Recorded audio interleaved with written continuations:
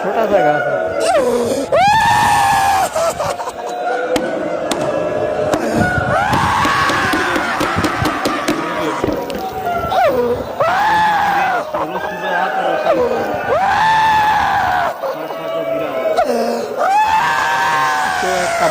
ইমাম হুসাইন রাদিয়াল্লাহু তাআলা আনহু মক্কা শরীফ থেকে যখন আমার নবীজির পবিত্র নূরের দ্বারক বাহক ৭২ জন নূরের টুকরাকে সঙ্গে নিয়ে উনি কুফার উদ্দেশ্যে রওনা দিয়েছিলেন।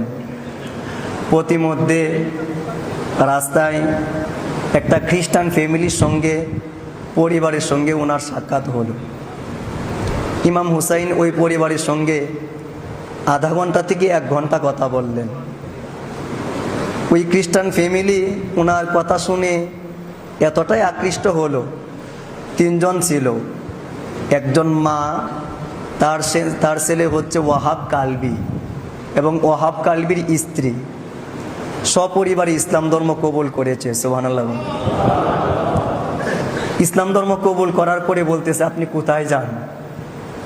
বলতেছে, আমি কুফার উদ্দেশ্যে রওনা হচ্ছি, সম্ভবত আমাদের শাহাদাতের যাত্রা এটা। বলে, আপনি যেহেতু আপনার হাত বাড়িয়ে দিয়েছেন, আমাদেরকে মুসলিম বানিয়েছেন, আমাদেরকে সাথে নিয়ে চলেন, আমার সন্তানকে আপনার জন্য কুরবান দিব। বলে, আপনার সন্তান মাত্র 17 থেকে 19 দিন হয়েছে বিয়া করছে, এই সন্তানকে আপনি কুরবান দিবেন, আপনার বৌমার কি হবে?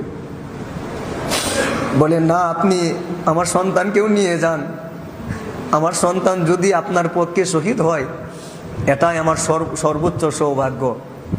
সন্তানকে ডাক দিছেন, ওয়াহাব কালবি, তোমার আম্মা তো বলতেছে আমার সঙ্গে যাওয়ার জন্য, তুমি কি রাজি? বলে, 100 বার রাজি। বলে, তুমি রাজি, কিন্তু তোমার বউ তো মাত্র 17 দিন হয়েছে বিয়ে করছো, যাও বিদায় নিয়ে আসো। গেছেন, যে আমাকে হুসাইনের সাথে যেতে দাও, তুমি আমার নতুন বউ, বিদায় দাও।